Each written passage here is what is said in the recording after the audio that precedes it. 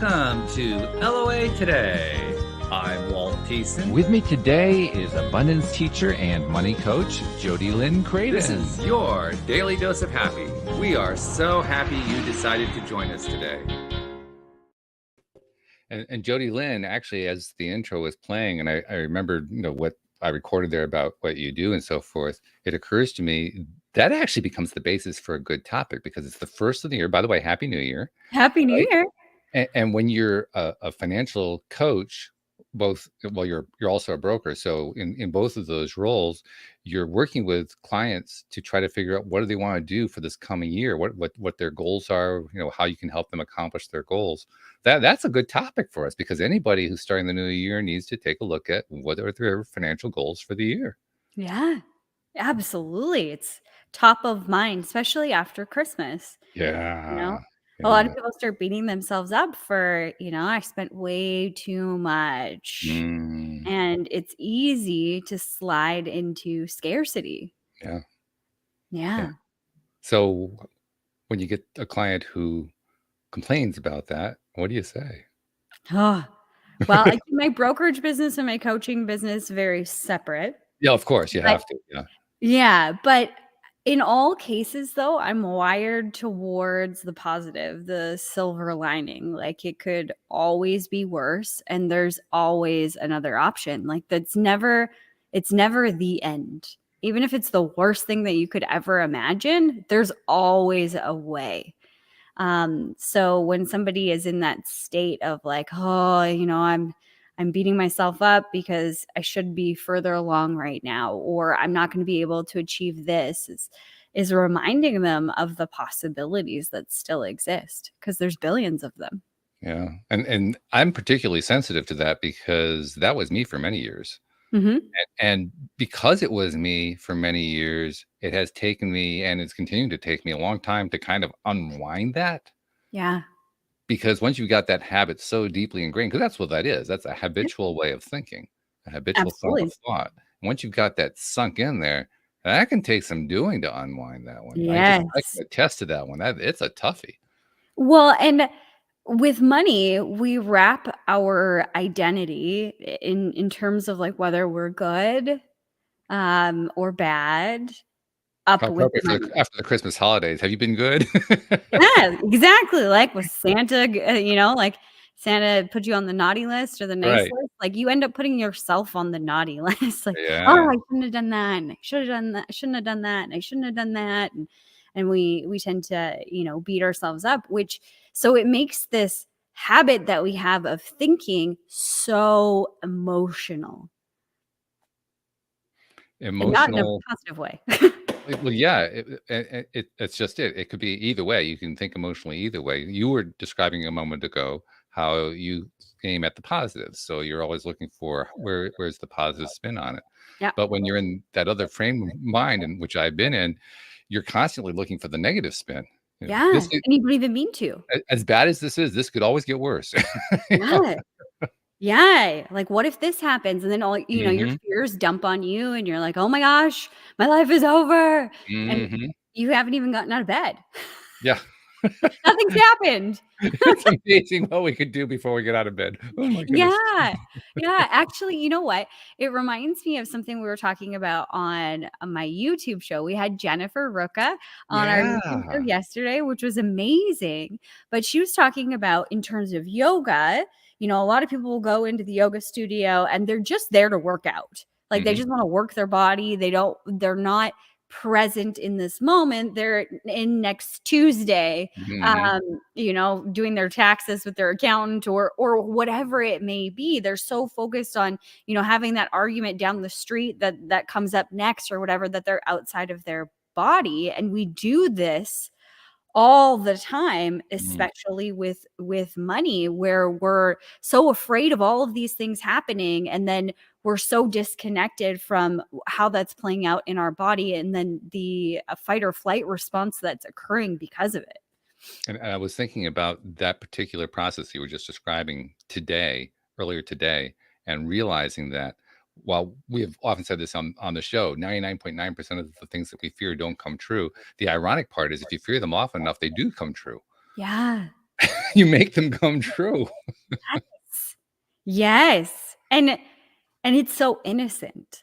Yeah. You're not trying to, but you can't get off the point that you're seeing. You're so blinded, or you have these blinders on, like the horses when they're racing, right? All that you can see is what you can see. So if somebody is stuck in that position right now, like I spent too much money over Christmas, I have too much debt, I'm never going to get out of it. And they're just spiraling. Yeah. What I would do is, if you can't get yourself out of that, grab a friend. Get some space, like grab your best friend, somebody who's going to be kind to you, and maybe give them the notice that you need some love and you need support and positivity, and you need to see another possibility. Because the thing is that when we're stuck in that zone, all we can see is what's in front of us. So it's like we've closed the doors to all other possibilities that exist. But if you sat down with a friend and you said, this is happening, and I did this, and I did this, and I'm afraid of this, and I'm afraid of this, and I'm afraid of this, and I'm afraid of this. This is the only way my whole life is going to be over, and then I'm going to die. Your friend can take that deep breath with you and say, well, this hasn't happened yet, and maybe this could happen, and maybe this could happen. And that's something that we do in my More class as a group. The last phase of More is abundance on autopilot. And it's where I teach you as the student how to get into that possibility mindset, because it really is a muscle. If you were to write down, I want an extra $1,000 this month, or 5,000, that doesn't matter the number. If you were to put that on a piece of paper and draw out the possibilities, like a spider web chart, I call it a possibilities chart. But if you were to draw out ways that could come to you, when you start this process, when your muscle of possibility is weak, you can come up with like 5. Wow. And you need to strengthen that muscle, because what you're doing is you're creating space in your perception to see another opportunity. That opportunity exists, it's there, but you are blinded to it because you're only seeing the perception that you have currently, what's in front of you. And that's all you really have to do in order to start opening up the possibilities? Seriously? Yeah, absolutely. And then once you get excited about it, you can start to see a different perception of your situation. Okay, yes, all of those fears that I have, that is one possibility. That is one route that could occur, right? But just like driving to a new location, there's 10, 20, 100 different ways that you could map out to get to a different destination, if you will. So that's encouraging. Yeah. Absolutely. So you're just creating that space in your brain that's not the only thing that's possible. That's one thing. But hey, brain, pay attention. There's 1,000 other or 1 billion other things that could happen here, that you can start to ease off of that fear thinking of the worst case scenario and go into, okay, maybe this could happen, and that's slightly better. And then this could happen. Oh, that's even better, and even better, and even better. And as you open up to those possibilities, your brain gets used to possibility thinking. It's that muscle. So instead of you automatically going to this place of there's no hope, there's a little bit of hope. And then over time, you're not really going towards that place anymore. You're kind of shutting that negative side of like, oh, my life is over, off, and turning on all the possibilities. Yeah, that's what Dan Mangena calls the micro shifting phenomenon. Don't aim for huge steps, aim for little tiny baby steps. Yeah, because a lot of people can't go there. They can't see, oh, well, I'm in debt today, and I'm gonna have to go through bankruptcy or whatever it is. Let's say that's the worst case scenario, versus I have $100,000 saved up and I have a paid off home. That's unfathomable to most people where they sit right now.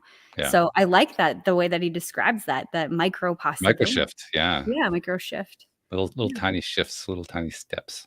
Yeah, I like that one a lot too. I'm also thinking about some of my own aha moments going through my journey. And I know that for me, one of the big aha moments was when I actively took the time to just kind of sit down, because I keep fairly meticulous records. Most people don't, but I have like Quicken, and I enter stuff in my Quicken It's the same. I don't even have the up-to-date app. I have the app that I bought 20 years ago, and it works just fine. So I just go with that. But I'm constantly updating. I may put everything in there. Everything I spend money on, I keep track of it. It's all in categories and so forth. And most of the time, there's a part of me that says, why are you doing this? This is so time consuming. But every once in a while it becomes handy. Like in this case, when I wanted to find out, like I think I told you the story. We were very deep in debt because of what had happened to us from the financial crisis and over the next 4 years. And then we moved back to Connecticut. And from that point on, it was about paying down debt before we could get into the plus column. Yeah. Which we finally ended up doing. But when we finally paid it off, we paid it off in the middle of the pandemic. And we didn't have a lot. The income was actually low that year. And I was thinking to myself, how did we do that? So I wanted to go back through the records to figure it out. Because it didn't, now I knew where a large part of it came from a legacy from my mom. So that made sense. But there was another 50% or so that I could account for, maybe 30, but the other 20 I couldn't account for. I actually think it was about 25% I couldn't account for. So where did that money come from? And so I'm going through my records and I'm checking, spending patterns and so forth. And I'm looking for, where the income came in, and nothing jumped out at me. Mhm. Everything just seemed normal until finally I had an aha moment. And the aha moment was, oh, we're in a pandemic. We're in lockdown. We can't spend all that excess money. We have to stay home. Yeah. And that's when it really came home, just how much opportunity there is to shift the budget based on spending that comes about largely because we're trying to fill a gap because we're feeling lousy. Yeah. That's really where most of it comes from. Mhm. Spend a little bit here, buy an ice cream there, do this, buy all that stuff to feel better in the moment, just to find a way because you're feeling so miserable in that particular period of time. And when I realized that, I said, wow, we really spend a lot of money on that. I mean, a lot of money, a startling amount of money, shocking amount of money. And it took the pandemic to show it to me. Yeah. Hey, better late than never. Right. Right? Like, and you can look at that a couple of different ways. Like, sure, it would have been nicer to pay off your debt faster.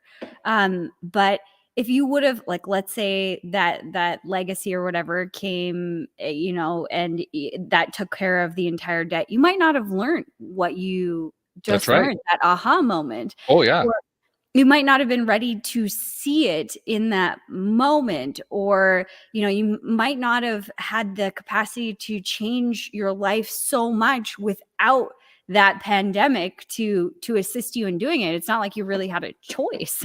Right. Yeah. It was just one of the many unintended positive consequences from the pandemic. Yeah. Which had these negative consequences going on, but they weren't all negative. They were talk about that perspective thing. There were also a bunch of positives that were coming out of it, and that was one of them. Yeah, And I still absolutely. marvel at that. But it's also something to remember, and I do try to remind myself of it. So, for instance, lately I've been dealing with the aftermath of Louise and me breaking up, and there's been a financial aspect to that as well, and all kinds of fears associated with that. And so I kind of did not quite the same thing, but kind of the same thing to ask myself, okay, how am I really doing? I know there's not income coming in right now. Well, actually there is now, but at the time there was no income coming in. What can I do about this? How bad is this? All that kind of thing. And I went and did a similar kind of analysis, came up with very much the same kind of result as the previous time, and then looked at what it was that I was spending that was abnormal spending. And some of it was necessary abnormal spending, because when you split up a household, you're splitting up the stuff, and so some of the stuff you're just going to need to replace because you can't both have the same thing, right? Yeah. So there's going to be some increased spending on that. So I took that into account, kind of factored that out, and I realized I was actually doing pretty well in really bad circumstances. I mean, it was much better than what my fears had led me to believe. And I think that's what I'm really trying to point out. And once I realized that, by the way, within about a week of doing that, that's when the income started to come in. I'm just saying. You opened up space I did. for possibility to emerge. Imagine that. But Yeah. I think that that's a really good point, Walt, because often will let our fears take us away on the absolute worst. And then we never challenge it and ask, is that absolutely true? Is what, my body is feeling, what my brain is going through, like running a mile a minute, is that actually how I feel? Is that actually a good representation of what's happening? Or am I creating this alternate reality and attracting more of that and exactly that to me in this now moment? And 99% of the time, it's not as bad as you think it is. Not only is it not as bad, but there's something of value in it. Yeah, absolutely. I think there's value in any time we actually sit with ourselves and try and learn about why from a place of curiosity. Like, drop the judgment, as hard as it is with money to do, but drop the judgment and, just look at it as if you're looking at somebody else's scenario and how to analyze it in a different way instead of the way that you've always looked at it. And ultimately, I think what we're really doing when we do that activity is simply raising vibration. Yeah. Because that's the secret, really. Yeah. Literally, that's the movie, The Secret. That's what The Secret was all about. Raise your vibration and better things happen. Yeah, absolutely. And I always talk about the milkshake theory. Like, you can't ignore your feelings. Like, when you do, it just gets all stuck. It's like you trying to make a milkshake or, a blended something or other that's got lots of good stuff, but you never clean out the container. You got to let that stuff go, which is scary for people because they don't want to feel it because they've already been feeling remnants of it or portions of it or pops of it, if you will, for a long time. And it feels like it will consume you if you allow yourself to actually look at it and feel it. But the opposite is actually true.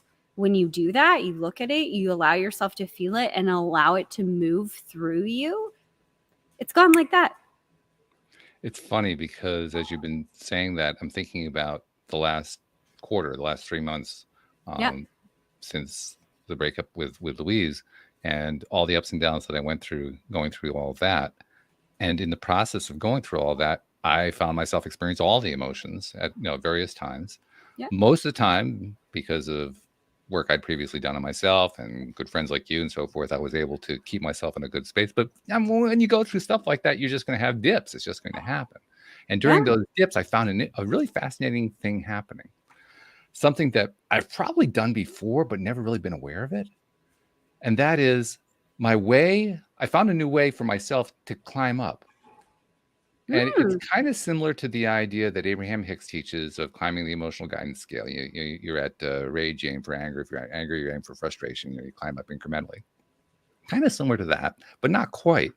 What would happen is the fear. I'd notice that I was afraid of something happening, something playing out badly. I'd focus in on, kind of like you were saying, ask, is it really true?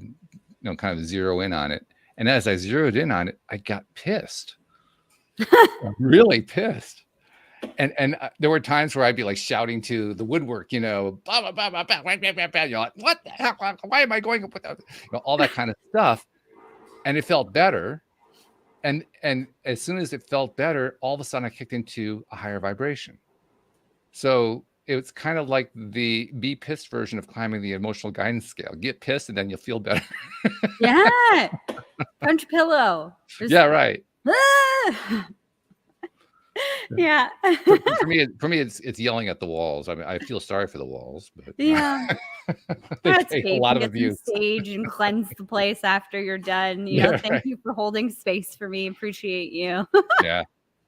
And I think that's so important. We often bottle our stuff up. So I'm glad that you found a way that works for you to get that out. Yeah. I remember I was dating. I don't think I even found it. I think it just kind of emerged, to be honest. Yeah. It was not like I was working for something. It was just kind of like, it just came up. It just came out. Yeah. I remember this is probably, I don't know, 7, 8, no, probably over 10 years ago, I think. It was a long time ago. And I was dating this guy. And I was super close to my brokerage promotion. And I was like just on the cusp. and like my 6-figure ring. They give you a ring when you've crossed 6 figures. And I was like so close. And I was working so hard to get it. Like I was trying to force it to happen. I wasn't really doing the law of attraction thing this a long time ago. Which we all have done. Yeah, absolutely. That's just how I operated. I was to a point where my assistant had to remind me to eat or else I would forget. Like I was that hardcore at that point. Yeah. It wasn't good. But I remember that I was just in this fragile, like emotional state because I was so frustrated. And there was like in this week where there's like this big blow up, there was somebody else that got promoted before me. And I was just like enraged, not because she didn't deserve it, but because I was so jealous and I'd been working so hard. And I really had this attachment to like, there must be something wrong with me. And that's why I'm not getting it. Like I was using the tools that I had learned in personal development as beating sticks. You know, if it's meant to be, it's up to me. So obviously I'm doing something wrong. So I need to fix myself. I'm broken. I'm whatever. So I was very emotional and it was a very competitive environment. And I remember one of the guys walked up to me and he wasn't like really a part of our team. Like we had different nights that we did events on and stuff like that. And he didn't know what was going on. His office was just a couple doors down from mine. So he was walking past and he saw me. He's like, "Hey, you get your promotion yet?" And I was like, "No, we're so close." He's like, "What's wrong with you?" And I was like, he chuckled and he walked away. And I literally went to my car and I left. And I was supposed to have a meeting with my senior broker. Oh, wow. At that moment, I was supposed to have a meeting with him. And I went into the car and I just started bawling. I just could not contain it anymore. And I texted him and I was like, "It's a really bad time. I can't meet with you." And he's like, "What? I just saw you. You were just at the office." And so the guy that I was dating at the time, I held everything here. I would cry by myself, but I wouldn't cry in front of anybody. You know, if you saw me, I held it together all in here. I also thought vulnerability was stupid and that nobody needed it, you know, whatever. I wouldn't let people get that close to me.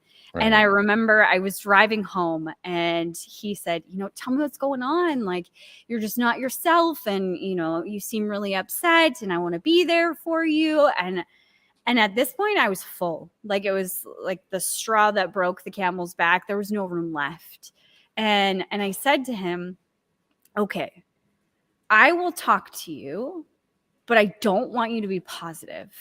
Like I just really need to get all of this up and out. And like once it starts, I will not be able to control myself. So like, are you ready to see the worst of me?" And he's like, "Absolutely, like whatever you need." And I'm like, "I need your promise that you're just going to let me vent. Like you're just going to let me get it out. You're not going to try and interrupt me and make things better or whatever. Like I don't need somebody to be positive right now. I need to get all of this out. And if you want to be a sounding board, that would be super lovely." And he was like, "Absolutely, of course." And then it came out. All of it. I ranted for probably a good 20 minutes. It felt like an hour. I was just like, and this and this and this and this and this. And it just kept spewing out of me. And I was like raising my voice. And I wasn't mad at him, obviously. I was just so frustrated with this situation. But this is what happened. He cut me off and I wasn't done. Oh, dear. He cut me off and was like, "Hey, but you got to remember that you're so close." And he started to be positive. And I lost my shit, Walt. Like I just lost it. I was like, that's not what I needed. I do not need to be reminded of what is positive in my life. I just need to get this out. And obviously I can't talk to you. And I like hung up on it. Oh my God. Wow. Okay. But you need to get that out. So, I mean, I remember going home that night and obviously I felt bad that I hung up on him and he tried to call me back, but I just didn't have the capacity to hold anymore. And I didn't have the capacity to see a new perspective. I really just needed to get all of this out. And that's something that I learned later on in life about being a woman is that we'll hold so much and then we'll get to a point where we're full.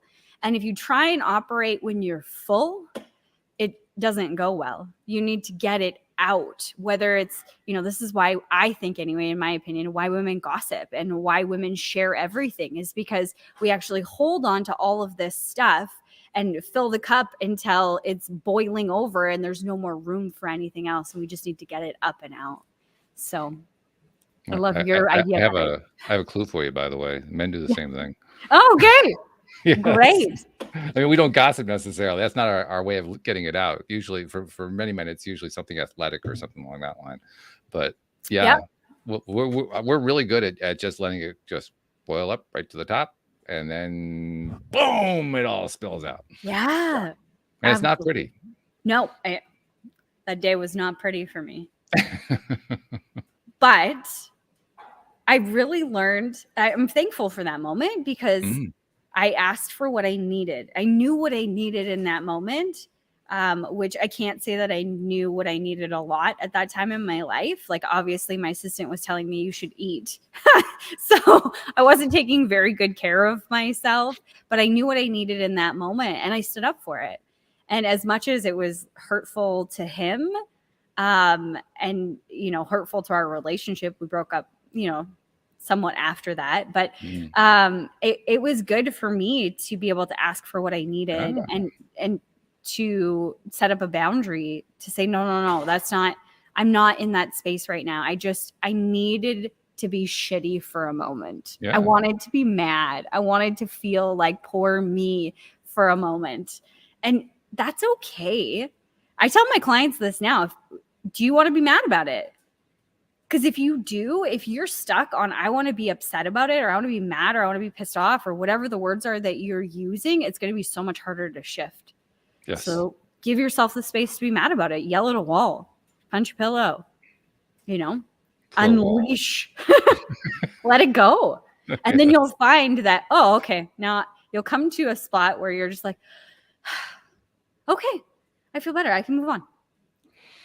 Yes, exactly. By the way, that what your ex-boyfriend didn't quite grasp is definitely one of the best things for men to grasp, because there are just times when your partner just needs to get it out. And the last thing that she needs in those situations is your input. Yeah. I don't care what the input is. Doesn't make any difference what the input is. Nope. We don't need a Mr. Fix-It in this moment. No. We just want somebody. In fact, it's a great opportunity to practice listening silently, which is a skill that many of us need to learn, by the way. So that's why I mentioned it. Yeah. Yeah, there's so much that we learn out of this stuff. There's no doubt about that. Something else was occurring to me too. What was it?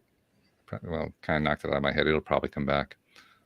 Something to do with, what was it? Something about this listening process. It's not there. That's all right. It'll come back. It'll come back. Switch over to a different side of the topic. So, all right. Well, so we've decided that we're frustrated with our financial goals for the year, and we want to make a change. And we've come to terms with the idea that we need to release whatever angst or anger or whatever is built up in it, and we're willing to take a look and identify, are our fears true? Okay, then what? What do we do next? Okay, I've done all that, been there, done that, got the T-shirt, but what comes next? My problem is still facing me here. It hasn't gone away. I may feel a little different about it, but what do I do? Yeah, that's when I would work on the possibilities, like what else is possible. And a key to that is, what do you want instead? What do you want? And a lot of people will just say more money. Okay, give me 1 second. Here you go. Here we go. 1 penny. You said more. That's right. It is more. And I'm pretty sure it's an American penny too. So here you go. So acceptable to most in the audience. Yeah. Yeah. But that's the thing. We say we want more, but we never quantify. This is like true. How much more? And what for? And a lot of times the what for is connected to feeling better. Well, I'll just feel safer if I had $1 million in my bank account. Well, There's a lot of stars. I will feel safer and I'll feel happier. Okay. There's a lot of people in the world who have $1 million in their bank account and they do not feel at peace. They do not feel safe and they do not feel happy. So will you? That actually helped to bring out what that other thought was that I was trying to remember, because this has definitely been true for me. I'm sure it's true for other people. What you're describing as the need to feel safe, I would also alternatively describe as the need to somehow stop feeling like I don't deserve it. Oh, yeah. Mm-hmm. Which, by the way, disagrees entirely with what my conscious mind says. My conscious mind says, of course you deserve it. Yeah. And the rest of me says, yeah. Oh, and that's such a big societal abundance block. It is. We'll call it that. Yeah. Because, and I would say, look at this too. This is an opportunity to look. You're already looking at your money. Like, hopefully in that process, you pulled it all out. Like, how much debt do you have? How many assets do you have? Like, how much money do you have in your bank account? What did you spend over the last 3 months? I hope you looked at it all. As scary as it is to look at, they're just numbers. Mm-hmm. They mean nothing about you. They were moments in time where you made a decision, whether that now looking at it was the right decision or wrong. There is no right or wrong. I love how you put it, do you want more of that or less of that? Yeah. That's all there is. You can take away the emotion from it. They're just numbers, and you can make a different decision that can completely alter your life. Now, looking at, do I deserve it? Most people don't ask more questions about this. They just feel, I don't deserve it. And then they try and convince themselves that they do. I'm a good person. I do good things. I do good for my clients. I deserve money. Can you hear the hesitation in there? And there's a reason why we do that self-justification approach. It's because a large chunk of why it is we feel like we don't deserve it is we compare ourselves to some ideal of other people. Yeah. And we don't match that ideal that of other people. Now, the ideal, by the way, usually has very little to do with the actual person. Yeah. It's this ideal we've created about other people that we know about. And well, they deserve what I don't deserve. They've obviously they have it. So clearly they deserved it and I didn't. And all this other kind of garbage. But it's an easy kind of garbage to fall into. Yeah, absolutely. So I'd quantify it. What makes them deserve it? What makes anyone deserve it? For that matter. Yeah, that's a great first question. Yeah. And a lot of people, this is also in my More course. It is. Okay. Yes, it is. Because a lot of people struggle with this. This is a huge topic. But to give some pointers, when you start looking at that list, every single person that has done this exercise where you ask them that question of what makes someone deserve it, what makes them worthy of receiving. People put all sorts of things on there. They're a good speaker. They're kind. They're compassionate. They outwork everybody. They They'll come up with a whole list of things. And when you start looking at that list, you can begin evaluating it. Is that absolute? Okay, if kindness is on your list, they were super kind and giving. Okay, is every millionaire in the entire world kind and giving? That's easy to answer. Nope. So that's not absolute that you must be kind and giving to deserve money. So you can cross that off the list. And when you start to do that with every single thing on your list, you know what you're left with?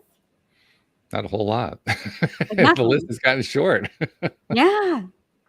It's like next to nothing. And then my favorite way to go into this or to talk about this is we think about deserving in more than terms of money, like deserving of the world. And that includes money. And a lot of people think, well, I have to have money to get all of those other things. So I must be deserving of money first and then all of those other things. We wrap it all together. But when you look at a brand new child, brand new baby, regardless of whether you're related to this kid or not, right? You wish for the world for them. Yeah. And if someone was to ask you, is that kid worthy of everything life has to offer, money included? You would say yes. And they haven't done anything. They're not a good speaker. They didn't outwork you. They don't even know how to talk. True. It's their essence. It's that they made it here because it's, 1 in a billion chance to actually be born of this earth on this plane, to be here in this moment. There's a reason. Not one of us on this planet is absolutely identical, even identical twins. There's still nuances that are different about them. You are special. You are you, and so incredibly important. If there wasn't you, then all these other experiences that these other people are having, they wouldn't be the same without you. I have twin cousins, Peter and Paul. And I saw them this past summer at the birthday of their brother, who's also named Walt, by the way. And I was chatting with Paul at one point, and I said, I don't remember how it came up, but somehow the topic of identical twins came up. And I said, at what point do you think you and Peter stopped looking like each other? And he said, we never looked like each other. And you're like, huh? But I could see his perspective on that. Yeah. From his point of view, they were entirely different human beings. And to this day, they're entirely different human beings. And by the way, now they don't look like identical twins at all. Yeah. That's crazy. Yeah. If you look carefully, you can see it. But yeah, they've grown into such very different people that you have to look for it. Yeah. Also on the topic of addressing the fears by kind of listing them, as you were doing that, it occurred to me that I had identified something else that I remember identifying this and not talking about it with anybody. I didn't even bring it onto the podcast because it felt so vulnerable in a huge way to even mention it. But I recall it. And that was, I remember one time when I was kind of doing a similar process to what you were describing, just, kind of zeroing in on fears. And it was in regard to worthiness and that sort of thing. And I remember coming to an answer, and the answer was, well, it's not any one particular thing that makes them more deserving. They just are. They just are. And what that meant to me was, yeah, I know I can rationalize out of this, but that is such a familiar feeling. I know it must be true.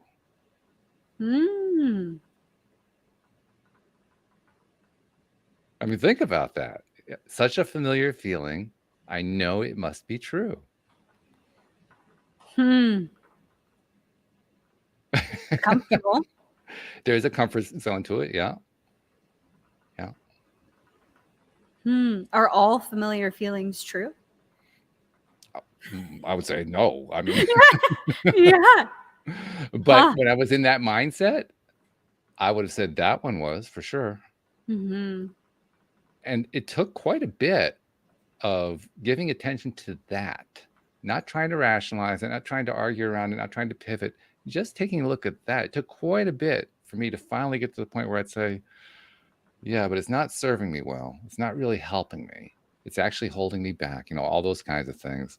Do I really want to hang on to that? Is it really worth it? But it took quite a bit. I had to actually look at it. Yeah. I had to actually just stay with it, with that feeling of, well, it's not any one particular thing. It's just true. like the 2-year-old complaining. It is because it is. It is because it is. Yeah. Right. Yeah. Which, by the way, has become a saying throughout all society. So I guess maybe we're all 2-year-olds. But definitely. But seriously, I mean, that was a thing that I was wrestling with, and well, first of all, it felt very juvenile. Like, wow, I haven't grown past that. So there's a little judgment angle going on there. And then it also felt like, well, why is this so difficult to get around it? Yeah. And ultimately, I think what enabled me to get around it was just sitting with it for a bit. It's kind of like any other emotion. It really is a negative emotion. Yeah. It's like any other negative emotion. You sit with it long enough and you just let it play itself out and it dissipates. I think that's ultimately what happened with that one. I just kind of sat with it and said, I feel that. Not going to judge it, not going to try to change it, not going to pivot it, not going to do anything. I'm just going to feel that. I'm just gonna stay there for a while with that. Yeah. And then it left. It recurred. Yeah. It wasn't gone forever. It recurred, but each time that it recurred less. Yeah. And I would be interested to see, we started talking about this last week, I think it was, that we do everything for a reason. Mm. And a lot of times when you eliminate all of those things that are on the list and you're sitting in that place of seeing that worthy isn't the thing keeping you from more money, your dream life, your dream husband, wife, whatever, like all of those things, that you are in fact worthy, it is hard to accept. Because if you've spent your entire life believing that you're not, and that somebody else has something that, like, some special quality that you can't even name, they just are, all of them are more worthy than me. It's an uncomfortable feeling to sit there. And so I commend you for your bravery for sitting with that feeling of they just are, for no explanation. Well, I thank you for that, but I have to honestly say there was no bravery involved. It was literally I'd run out of ideas. Yeah. I had everything. I tried everything else. Nothing else had worked. So I just kind of said, okay, we'll do this because I don't know what else to do at this point. Yeah, but it's still brave. It's still brave to sit with the things that scare the shit out of us, because there's also meanings behind that too. If I am worthy, then I've just like been a total screw up my entire life. Yeah, like, I can't use that as my excuse anymore. Yeah. And even so, like, even going further than that, okay, if I am worthy, what does that change? Like, what is the expectation of me now? Like, who if I'm worthy, then oh shit, who am I supposed to be, and what should have accomplished by now? Like, it could open up a whole different can of worms, because believing that everybody else is worthy and you are not might be your way of keeping yourself safe. If I'm not worthy, therefore I must be small, and here being small is safe. That word expectation that you just used leaped out at me. Yeah. Because in this case, it was a negative expectation. Yeah. And it shows just how easily we set up negative expectations as we do positive ones. Mm-hmm. We like to think of ourselves as positive expectation setters, or probably most of us do. At least those of us who are engaged in these kinds of conversations do. Absolutely. Right? So it's rather unnerving to discover that we also set negative expectations. Right? And what am I supposed to do about that? Well, I'm trying to only set positive expectations. Yeah. Oh, our life is such a mind game. And you're never done. It's always a journey. Like, as we sit here, I'm not perfect with anything. I don't know if perfect actually exists. I don't think anyone can actually accurately define it. No. And when I shifted my relationship to doing this kind of work and discovering myself, if you will, when I shifted that belief that I had, that like I thought at some point I'll be done and my life will be good and everything will be perfect and whatever. When I shifted that to it's always a journey, and the excitement, the juice of life is in learning about myself. Like, we are the 8th wonder of the world, or 7th wonder of the world, whatever the next one is, right? That is you. You are the greatest discovery that hasn't been discovered yet, because you haven't discovered all that is you. And even me sitting in this seat, I've done a lot of discovery, but there's still things to uncover, right, about the way that I see the world. That is the work. That is the journey. That's where beauty in life is found, I believe. I agree. I definitely agree. And in fact, I would even go a step further and say that the journey of life is, besides identifying and learning and accepting all of that, it's also recognizing what we really are, who we really are. A lot of this has to do with and is wrapped up in identity. And identity has been a huge issue among humans for generations, and continues to be, and probably will be for quite some time. But at the essence of identity, the way I understand it now, I now think of it in terms of what we generically call source energy. That the entire universe is energetic, the entire universe is vibrational, and I'm part of that vibration. And in that when you think about it in that form, then that's how it's pretty easy to realize, well, our physical lives may be limited, but our spiritual lives or our vibrational lives are endless. They go on forever and ever. And that this is, to use David Strickle's description, this is the equivalent of a weekend vacation this lifetime. Right? In the context of all of eternity. A weekend vacation. Weekend at Bernie's. A weekend at Bernie's, yeah, pretty much, yeah. But the reason I like that as a way of thinking about it is it enables me to get myself to a space where I no longer am as concerned about, well, am I getting it right? Am I perfect? Well, I have this fixation that I've had in the past and even sometimes in the present where I'm worried about, well, I'm just not as good as anybody else. I'll never measure up. Why? Well, just because I do, all that kind of thing. Yeah.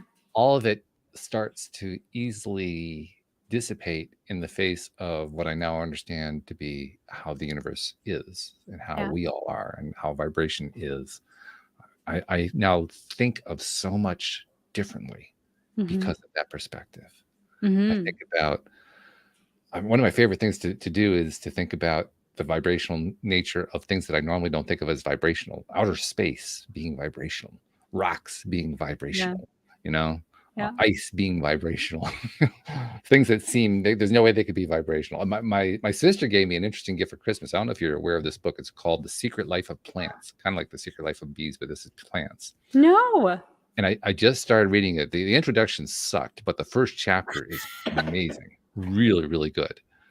It essentially documents how a guy, I can't remember what his name is, back in the 1950s, 1960s, he operated lie detectors for CIA and FBI and police and so forth.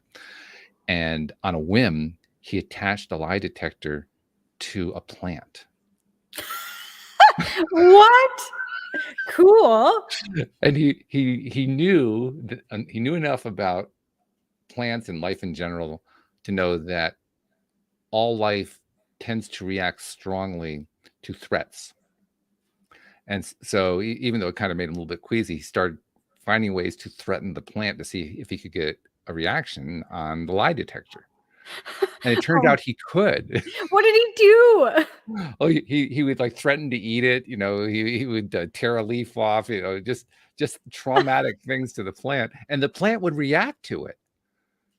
And what that whole chapter has turned into is a description of all the different experiments he started doing, because it started growing and growing and growing and growing. And I don't mean just the plant. I mean his body of knowledge kept growing about all the different ways that plants respond to their environment in ways that we don't really expect, because we don't think of plants as being sentient. We don't think of them as being conscious. No. But you know what? After reading this chapter, I'm more convinced than ever that they are conscious. They are sentient. You read this thing, you say, wow, this is really something. This is amazing. For instance, here's an example. And this is something they have been able to replicate.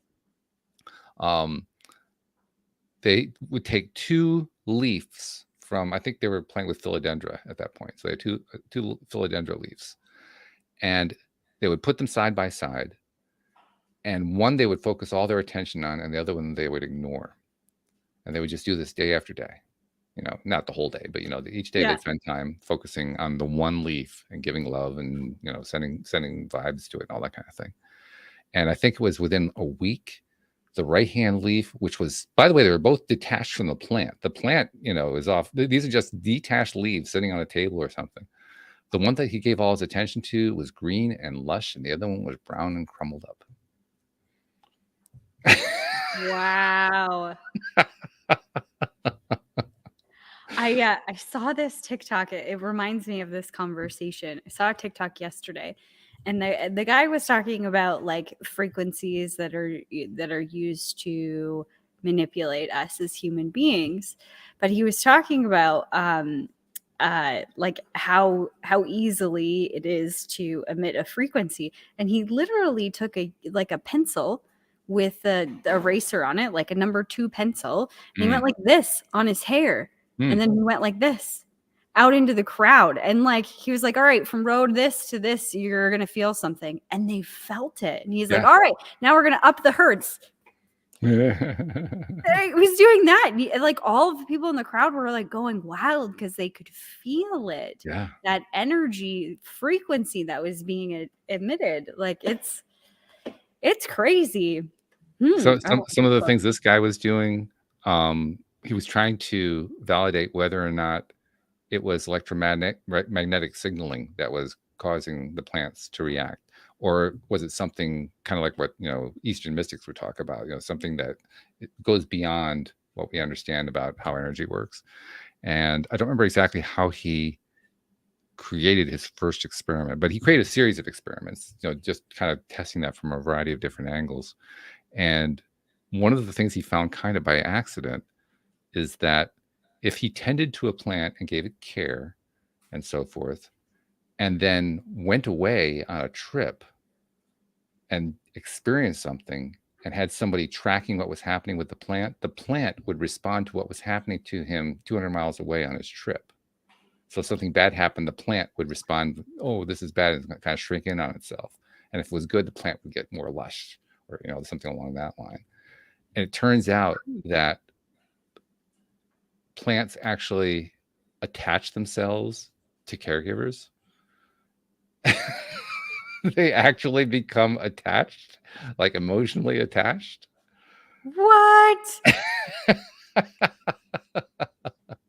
I mean, really wild. This is this is chapter 1. I can't wait for the rest of the book. I'm gonna get this book, The Secret Life of Plants. Yeah. Yeah. That's so interesting. I started in my journey of trying to like gardening. Trying to like gardening. I love that. Yeah. For somebody living on a farm too, that's even better. Yeah. Oh yeah. I'm like more like a horse person. Yeah, there you go. Okay. Animals. I could, I would love to have some horses one day, but we don't have any out here. And my husband's like the plant man, right? He grows all the things, and I could see that he loved it so much, and his dad loves it so much. But it always puzzled me. Like, I don't understand why you guys like gardening. Like, it's just, I hate weeding. Like, it's just, somebody kill me now is really how I felt about it. So last year, I can identify with that so much because I ran Louise's gardening business, and I felt very much the same way about it. I'm running the business, but like, somebody else take care of the plants. I don't want to. Yeah, no, like my husband takes care of all of our indoor plants because I forget to water them. To be really honest, I just forget. And he's just good at that, and he likes doing it. So last year, I made the decision that I was going to try to I was going to try and capture the magic that he had for this work. Okay. I wanted to feel that. I didn't want to feel about gardening. I wanted to participate. I wanted to be outside more. I wanted to be with the plants. And so I would watch him and like how he reacted to certain things. And like, he was like, oh, this is cool. And like, look at this. And I just started finding the beautiful things. And I found myself a lot last year as I was weeding, talking to all the plants. Like, it's okay, baby. I'm sorry. We're getting you better. Like, I love it. Whatever. And I think it made an impact, but my husband would just laugh at me when because he would obviously come up to the garden. I'd be weeding or something like that. And I'd be talking to my little babies. Like, it's okay, baby. We're just getting you into the soil and whatever. And he's like, you're weird. But now I can get this book and I can tell him it helped. Oh, yeah. Yeah. In fact, what would be really interesting would be to do that and then track the plants that you work on compared to the other plants. Yeah. Right? See how do they become healthier, lusher? Do they produce more? Right.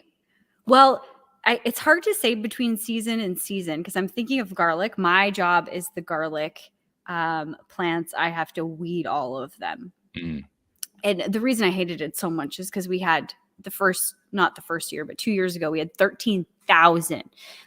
We had 100-foot rows and 13 rows of them. Like, it was insane. And I started weeding late and it was super hot and I was the only one doing it. So I felt overwhelmed and I hated it. But it was interesting because I think about that garlic patch, and a lot of them were really small and they had mold on them. And so we couldn't use a lot of them. We lost a lot of that crop. And then I think about this last year's season that we pulled up in August and then replanted. And we had way less. We planted way less because I demanded it. This is not my full-time job. I don't have time to weed 13,000 garlic. I can't do it. So we put in, I think, 6,000. So much shorter rows, different area because we move the plot every single year because you don't want to grow garlic in the same place twice. You want to give the soil a break. So we did that, and I started talking to them this year, but saying, "Hey, baby," because the weeds that we have out there, they curl around the garlic plant, so I have to like untie them. Right. So Right. it's Yeah. very It's a very time-consuming process. Exactly. If you leave it too long, but all of them were big and healthy, and we had more than we anticipated.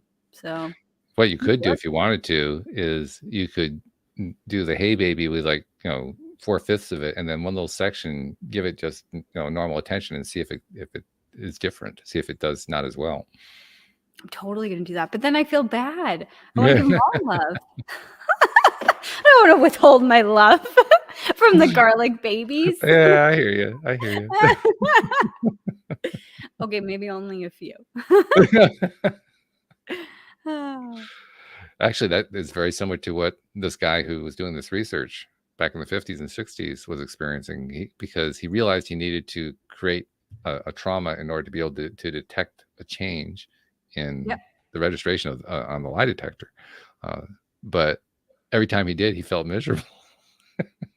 Like he had cheated the plant in some way, or he harmed it or whatever. And he actually began to realize, I remember this led to one particular study they were doing. He realized that they needed to take out, if they could, the human element, so they could test to find out whether or not random changes to a plant would actually produce a similar kind of result, or was it actually truly the human interaction that was doing it, the giving of attention and so forth.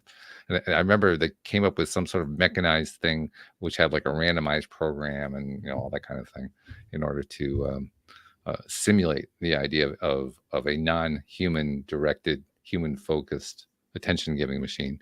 And I can't tell you what the result was because I don't think I finished that section of the chapter yet. I think that's where I'm up to right now. But you can kind of tell where it's going. Like, no, it doesn't do as well. Yeah. I'm kind of anticipating that's what the next few pages are going to say. I need this book. We are going for at least the Canadian record, but the world record giant pumpkin in 2023. Oh, really? That is our intention. Oh, wow. So okay. How big is that? I think the biggest in the world is 2,900 and some pounds, 2,975, I think. How do you even weigh that? I mean, nobody can pick that up. The new Canadian record holder, who just was crowned Canadian record holder this last year, he tried to pick his up. His was 2,500, 25 and change, I think. And he had a bobcat.